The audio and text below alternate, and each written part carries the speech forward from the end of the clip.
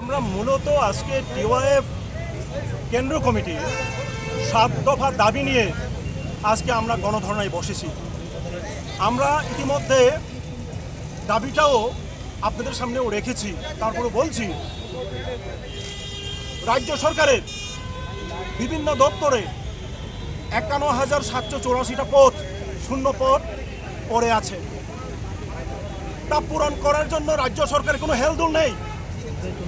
আমরা তাই আজকে বাধ্য হয়েছি এই দাবি তুলবার জন্য যে রাজ্যের বেকার যুবক যুবতীদের চাকরি প্রদানের জন্য যে প্রক্রিয়া গ্রহণ তারা করছে না, অতি দ্রুত তারা পদক্ষেপ গ্রহণ করে 51,784টা শূন্যপদ পূরণ করো।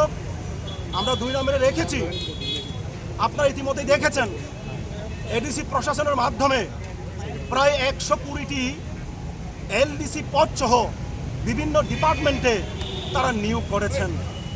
ইতিমধ্যে রাজ্যের স্বনামধন্য পত্র পত্রিকায় সেটা প্রকাশিত হয়েছে, রাজ্যের মানুষ অবগত হয়েছেন। এই নিয়োগ কোনো বিজ্ঞপ্তি, ইন্টারভিউ তারা নেই। কিভাবে সম্ভব? চাকরি নিয়োগ করার ক্ষেত্রে যে নিয়ম, সেটা ন্যূনতম সেটাকে তারা মান্যতা দেয়নি, তারা মেনেনি।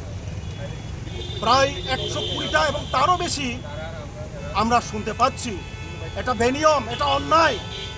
এই 120টা যে পদ নিয়োগ করা হয়েছে সেটাকে অবিলম্বে বন্ধ করতে হবে এবং নতুন করে 120টা এবং যদি তারও বেশি হয় সেই নিয়োগ প্রক্রিয়া স্বচ্ছতার মাধ্যমে নিয়োগ করা হোক। আপনারা দেখেছেন 2024-এর ফেব্রুয়ারি মাসে একটা বিজ্ঞপ্তি বেরিয়েছিল, রাজ্যের বিভিন্ন সংবাদপত্রে সেটা বেরিয়েছে। 110টা ডেপুটি পিও এবং সাব জোনাল যে অফিসার সেই পদে টিটিএডিসি চাকরি নেবে এবং যথারীতি চাকরি নেওয়ার জন্য পরীক্ষা নেওয়া হয়েছে।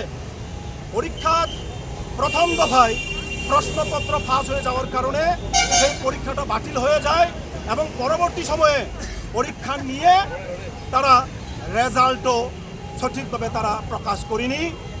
এবং ত্রিপুরামথার সুপ্রিমো হুবাগরা তিনি বলেছেন স্বয়ং ওনার ফেসবুক লাইভে 110টা ডেপুটি পিও এবং সাব জোনাল ডেভেলপমেন্ট অফিসার যে নিয়োগ প্রক্রিয়াটা উনি স্বচ্ছতার সাথে করবেন, কিন্তু 2 বছর পেরিয়ে গেল সেটা এখনো তারা নিয়োগ করছে না।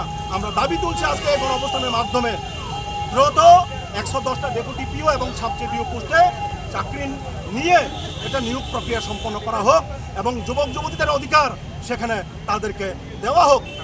সেই সাথে আমরা দাবি তুলেছি, দীর্ঘদিন ধরে আমরা ককবরক ভাষা নিয়ে আন্দোলন করে এসেছি।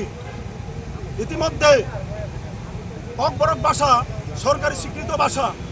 ককবরক ভাষা বিভিন্ন কলেজ, বিভিন্ন ইউনিভার্সিটিতে পড়ানো হচ্ছে, কিন্তু ককবরক ভাষাটাকে 8ম তফসিলে অন্তর্ভুক্ত করার জন্য কেন্দ্রীয় সরকার এখনো পর্যন্ত সেই রকম পদক্ষেপ নিচ্ছে বলে আমাদের কোনো মনে হয় না। আমরা দাবি তুলছি গণঅবস্থানের মাধ্যমে ককবরক ভাষাকে 8ম তফসিলে দ্রুত অন্তর্ভুক্ত করা হোক এবং মাতৃভাষা ককবরকের অধিকার রক্ষার্থে এই দাবিটা দ্রুত দেওয়া হোক। সেই সাথে যে কলেজ এবং ইউনিভার্সিটিগুলোতে এখনও ককবরক সাবজেক্ট যুক্ত করা হয়নি, সেখানে দ্রুত সেই সব কলেজ, স্কুল এবং ইউনিভার্সিটিগুলোতে ককবরক সাবজেক্ট যুক্ত করা হোক এবং প্রয়োজনীয় শিক্ষক এবং অ্যাসিস্ট্যান্ট প্রফেসর পদ সেখানে নেওয়া হোক। এখানে উল্লেখ করতে হয়, এই যে চলমান যে অ্যাসিস্ট্যান্ট প্রফেসর পদ টিপিএসসির মাধ্যমে নিয়োগ করা হচ্ছে, অবাক হয়েছি আমরা, সেখানে ককবরক সাবজেক্টটাকে রাখাই হয়নি। অথচ ককবরক সাবজেক্টটা মাত্র 18 জন অ্যাসিস্ট্যান্ট প্রফেসর নিয়ে চলছে। 10,000-এর উপর ককবরকে পড়ুয়া ছেলে মেয়ে আছে, মাত্র 18 জন অ্যাসিস্ট্যান্ট প্রফেসর। এই দাবিগুলো আমরা করেছি। এছাড়া সারা রাজ্য জুড়েই কাজের অকাল চলছে, বিশেষত এডিসি এলাকায় 20 দিনের কাজের দাবিতে আমরা আজকে এই ইয়েতে 3 ঘন্টার গণ অবস্থানে আমরা বসেছি, দাবি তুলছি। এই সমস্ত দাবি দ্রুত রাজ্য সরকার কর্ণপাত করুক এবং আমাদের দাবি তারা মেনে নিক। রাজ্যের সকল অংশের মানুষের জন্য এই দাবি, যেহেতু সকলের ভালোর জন্য আমরা দাবিটা তুলছি, সকলের কল্যাণের জন্য দাবিটা তুলছি, এটা মেনে নিয়ে দ্রুত এটা সম্পন্ন করা হোক।